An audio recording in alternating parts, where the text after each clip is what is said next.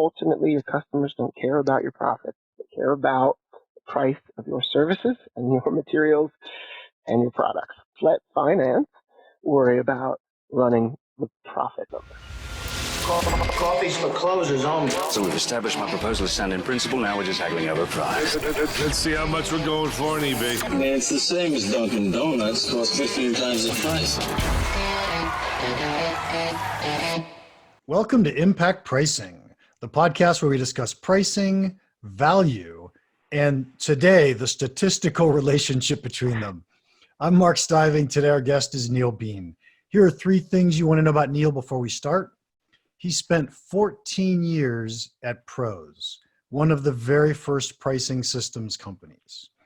He became VP of Science and Research and led 30 data scientists there, which was a huge deal. And he's now VP of Business Analytics at Siemens Healthcare and does way more than just pricing. Welcome, Neil. Hey, Mark. Hey, how'd you get into pricing? Well, in 2001, I got a PhD in operations research and mathematics. And, back then, if you wanted to go into academia, you could. And I had some options. I had some interviews lined up, but I wasn't that interested in academia, to be honest. I wanted to apply it and, go into the job force. And there wasn't a data scientist around. I mean, there really was very little. I did an internship at Boeing, and that looked promising. But there really wasn't that many jobs around. And pricing, and specifically airline pricing, was a place where there was a lot of activity for people in operations research. So, I found Pros, interviewed, and they hired me in 2001. So the truth is you didn't really care about pricing. Nope. You cared about data. Yeah. I wanted to apply mathematics to solve problems, and I was excited to do it, and I had no idea what I was getting into. I remember my first day of the job, I walked in, and this is how clueless I was about companies and anything to do with working. I had 2 people sit next to me, and they were also their first day, and I said, "Oh, cool. What are your guys' PhDs in?" And they gave me this look like, I'm in marketing, and I just got a bachelor's degree, and the other person was like an accountant, right? I mean, I just didn't have a clue what I was doing. So pricing was brand new. Well, you got to give Pros huge credit for hiring data scientists that far back. Yeah, I mean, that's what they are. That's what they'd be called today. We just called scientists back then. Yep. Now but it was needed. Yeah, now we're special. Now we're the sexiest job you can have, right? Number 1 job 5 years running. I mean, it's pretty good stuff. But it was great back then too, and I think that it really was. It's just the data, the technology. It was in the airline industry at the time, and it hadn't made its way really to a lot of other places. There were some logistics, right? Companies. I think supply chain was still kind of a big topic back then. Those were the 2 places where you would see it the most. I think it's pretty fair to say that absolutely nobody who's listening to us right now wants to go become a data scientist. Okay, I'm going to go cry now, but go ahead. Yeah, exactly. No, I mean, most of us probably are already in our jobs, but here's what I love about talking to you is you somehow transition from being a real nerd to being a business person. And how do we go solve business problems instead of crunching numbers all the time? Sure. And so, what I'd like to explore today is how do we help those people get better at working with statisticians or data scientists so that together we can solve real problems? Yeah, that's fair. So first of all, you can't take the nerd title away from me. Hold on to it. We're just adding to it. So if you want to add business person to the title, I'm okay with it. But you're not taking nerd away from me. That's important though, to say that, what you have to keep your nerdiness, right? It's a really important part of data science and analytics. And no matter how high up you go. And so I think that's something important. Do you still crunch numbers yourself? I'm just curious. Yes. Yeah. Of course. It's limited. we're going through a big transition right now, so people got to move code and all this stuff around, and my load is considerably lighter to the point where I'm going to just let it die and rewrite it, because I do mostly either research projects, which I'll save that code, of course, or I do more one-off activities where I write the code for kind of a one-off, or kind of a, wouldn't it be interesting too? And then if it ever turns into anything that I do and it looks like it needs to go into more of a production environment, I get the team involved. It's not fair to have me on the critical path of things. Right. So, Right. but yeah, I do a lot of the sort of bleeding edge stuff and trial and error stuff, and I write that code for sure. Nice. So how, I see that there's this huge disconnect between the people who I would consider true business people. So we'll call them product managers, product marketers, people who are going to set prices, and then the people who understand how to crunch the data. There just seems to be this huge disconnect between these two. Do you see that? And do you see it getting better? Yeah, I mean, you back in my days at Pros, right? We would walk into many companies and we would see, we would see different parts of the organization interact, right? I got to probably go in and sell and implement at probably 60 different companies, including airlines and hotel companies and a lot of B2B companies. And yeah, you could see it. I mean, you see it in different forms, you see it in different ways. You see it when it works really well. You see it when it's sort of strained. And you just see every model out there. And I think it's tough. I think, yeah, how do you take someone who sees themselves as a hardcore programmer or mathematician, who doesn't want to learn the business, just uninterested, right? They're interested in doing math and writing code. How do you get them to interact with someone who's not interested in writing code and not interested in doing math? It's a tough problem to solve. It really is. And how, okay, I'll just ask the hard question. How do you solve it? Right? What have you seen that works? Yeah, there you go. Yeah, and that's the magic, right? That's the key, the key question to ask. How do you get at it? And I don't know if I have the answer. I have an answer that we employ here, and something that me and you have talked about before, Mark, is one, you have to have people on the data scientist team that care about the business. That you have to have it. If you're only a shop, you're a factory floor, then you're going to get treated like a factory floor. And I got to be honest, that's not much fun. I don't know anybody who has that much fun as a data scientist that is micromanaged. A lot of mistakes are made, a lot of lost in translation, if you will. So can I interject something for a second? Yes. One thing I often say to companies is everybody in the company wants to work on a successful product. That's right. And I would guess this is true with data scientists as well. Very much so. Okay. Very And so in order to be on a successful project, you need to solve real problems that matter in the marketplace. Exactly. That's it. It seems like a no-brainer, right? I mean, right. You shouldn't have to talk about this to some degree, right? It should be self-evident. To me, it is. But you start to, when you interact with other people, you start to see how they don't see it that way, right? Either it's selfishness or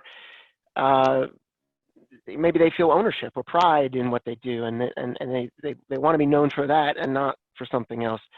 So you can see some of the different motivations that can cause challenges, where this obvious thing that says, look, you want to be successful, work on things that are needed.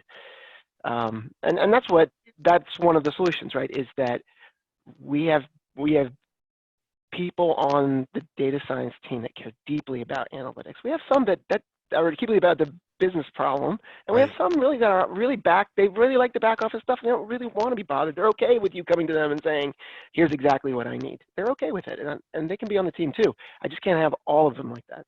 Right. I have some people on the team that they're not rock star coders. They're just not. They've never been. They grew up through reporting. They never learned formally how to code. They know how to code, but they're just not as good at it as other people. But boy, and they've been here 15 years. They've been here 20 years. They've been here 25 years, and they know the business extremely well. Those people are really important on our team too. And then on the other side, if it's a marketing team or an operations team, we're going to ask, what's the business problem? I don't want to hear, I need a dashboard or I need something that predicts. No, I don't want to hear what you think you need. We're going to solve the problem together. And you mandate it. You don't let them get away with, here's a ticket. I wrote you an email about what I needed. Can you just deliver? No, actually, I'm not going to.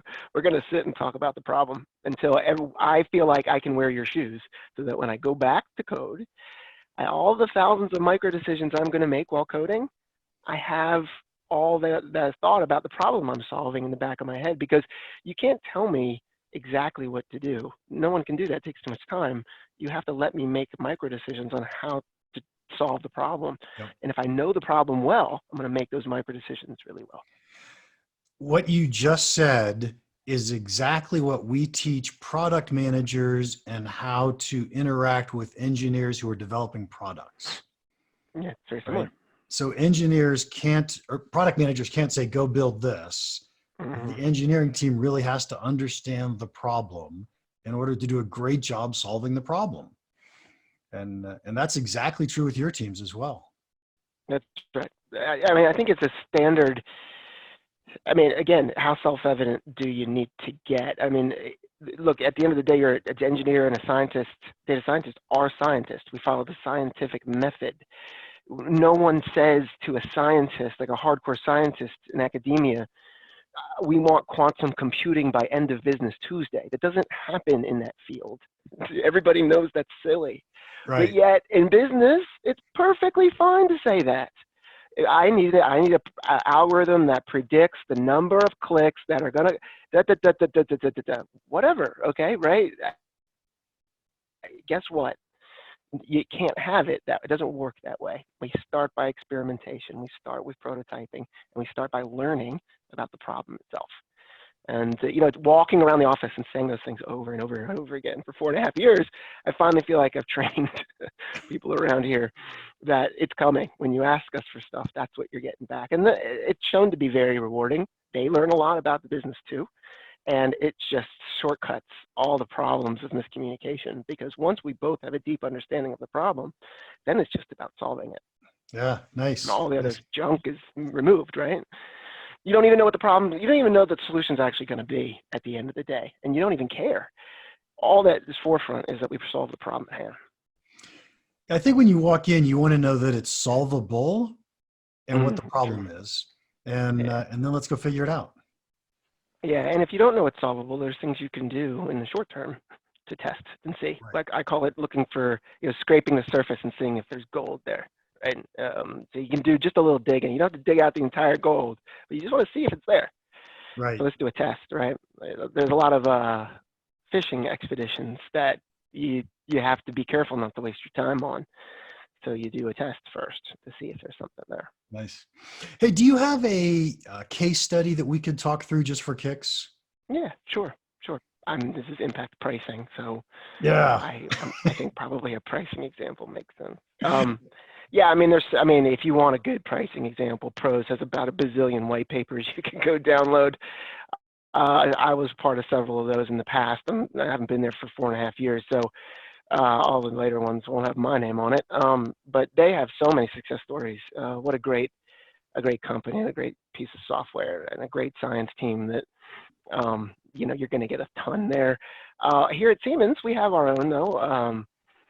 A couple years ago, I came here from Pros, and I think I kind of wanted to come in and just push pricing on everything, and I did a good job, I think, of just not doing anything pricing for the first 1.5 years I was here. And that was in hindsight, I'm really glad. Yeah, it was.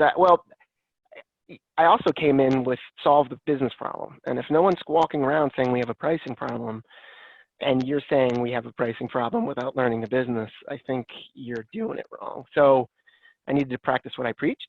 And so there just wasn't a lot of screaming about it, even though I secretly, after everybody went home away from work, I would look at data and say, yeah, we have a pricing problem. But I didn't scream it from the mountaintops. And eventually we had this unique moment in time where we had shuffled up the marketing team. We had a new leader in the marketing team, new roles and responsibilities. And in particular, the pricing approval process was getting changed completely. And it had been kind of a rubber stamp situation to some degree. I don't want to label it too much like that. People were not just phoning it in, but it was hard to see where we were being discerning about pricing, right? So we got together and we said, okay, how are we going to give the approvers something that is useful? Because one of the problems that they all have is that they don't really know what a good price looks like. Right. I mean, they look at a bunch of stuff, but they still don't really know, right? And so I sort of raised my head and said, I can help. And what is it, like the second chapter from that McKinsey book by Zawada and Baker, right? Where it has the histogram of pricing. I mean, that's simple, right? What do you got? And so a little bit of a segmentation work to make sure that we're grouping customers and products in peer groups so that when we do that histogram, it is a apples to apples, peer-to-peer histogram. And then also providing basic percentiles, right, across that histogram. So you can either view the histogram visually, or if you want it numerically, I can pull the percentiles off and give it to you. It just depended on how people wanted to consume it. And this process was so simple, right? You get a request for approval, you log on to the dashboard, our ClickView dashboard, and you type in the segment information. It takes about 17 seconds to do that, 3 clicks, and you have a histogram in front of you, and you have the price that you need to approve in front of you as well, and you look where it sits on that histogram. And if it's the cheapest price Siemens has ever seen, you're going to need a pretty good explanation of why we're selling at that level. And then it's pretty reasonable to say no. Yeah, and not only that, but you send the picture back to the rep, and you say, this is the situation. Every other salesperson on the planet has been able to get a price much better than you, right? And sometimes they come back with really good answers. Oh, yeah, but they also limited the number of scans they're going to do on the CT machine to only 200 a year. Well, that's nothing, right? We'll never have to service that thing. Excuse me, my lights went out. There you go. That's always fun. Hey, Siemens is about saving the planet, so it's going to turn out the lights if it doesn't notice activity. There you go. So, there are really good reasons for some special pricing, and everybody knows it. But the difference now is that you have to provide that as well. And the result was we were running. So we have contracts that we renew, and the contracts come up for renewal, and we were seeing a pretty substantial amount of price erosion. In other words, the new contract signing was quite a bit. There was quite a bit of erosion on the new one from the old one. So let's say if I had a $100 contract, the next one come back might be $90, right, for the next 5 years. So that would be a 10% erosion, for example. Yep. We were able to reduce that, right, from let's say 10% to something like 3%.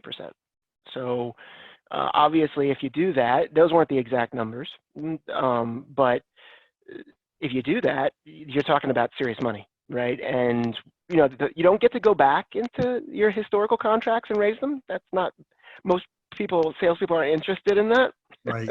For a good reason. But when you have the event, right, where there's a renewal coming, right, you have the opportunity at that point to try to protect it. And okay, so let me step back and talk about the business for just a second, right?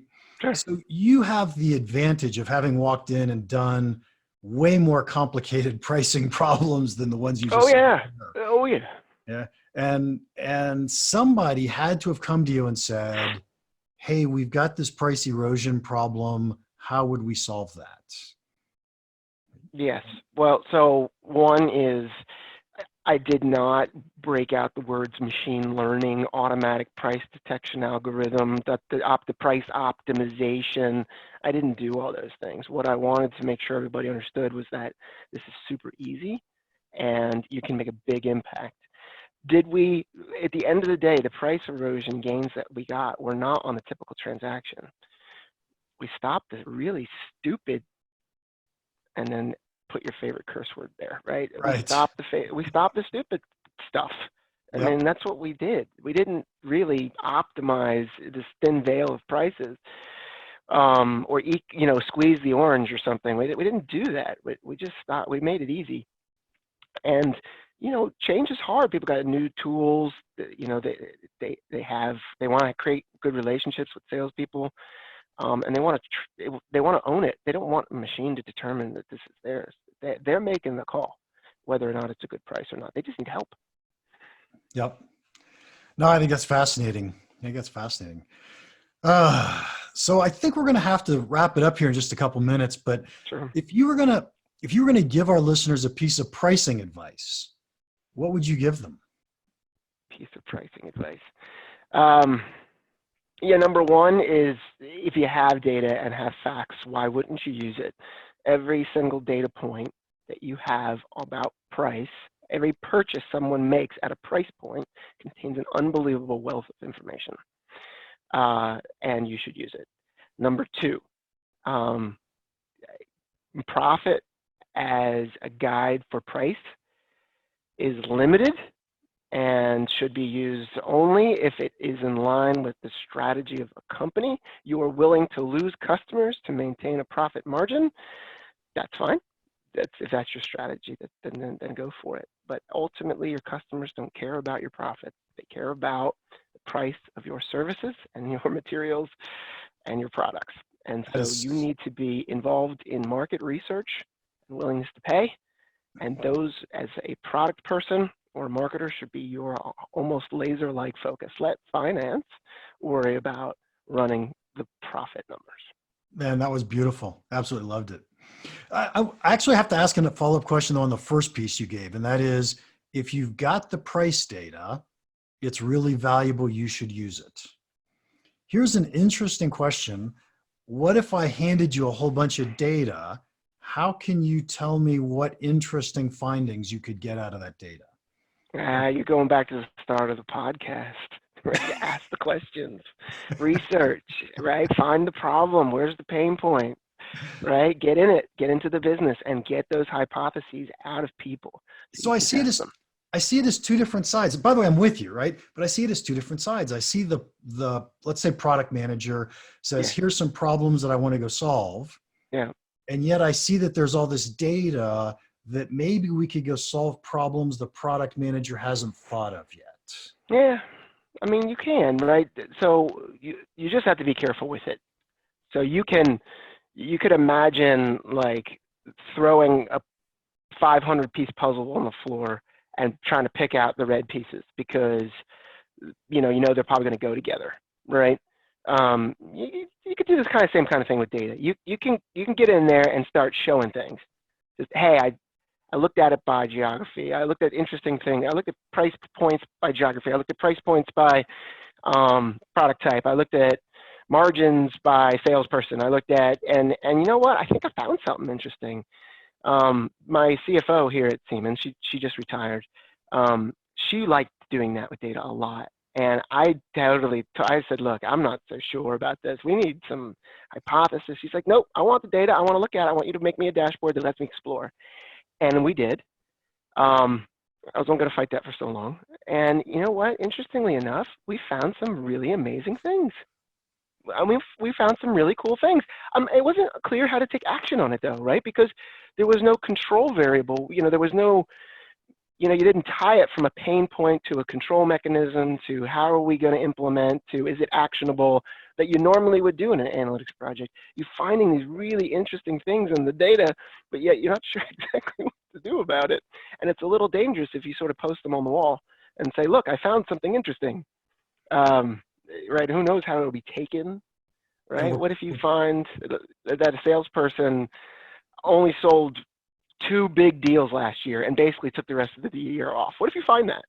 What are you going to do about it, right? I mean, are you going to post that on the wall? You tell his boss? It's fascinating, right, that he was able to do that or she was able to do that, but how do you use it? Yeah. And then when you find those correlations, you often infer causation from it, which is horrible. Yep. Well, if you're in marketing or, something simple, you're not going to, no one's going to die. But yeah, it's dangerous, right? It's dangerous. No one's going to die, but we'll lose money, maybe. Yeah, you could lose money, or you just waste. More often than not, you would just waste a lot of time. Yep. Is where the danger comes. Neil, I love talking to you. This is just so much fun, but we do have to wrap it up. Thank you so much for your time today. If anyone wants to contact you, how can they do that? Yeah, as I said, I think last time I talked to you, I'm the only Neil Biehn on the planet.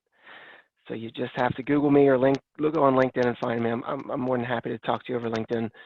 And I think it has my email there too. So just reach out and I'll be happy to speak with you.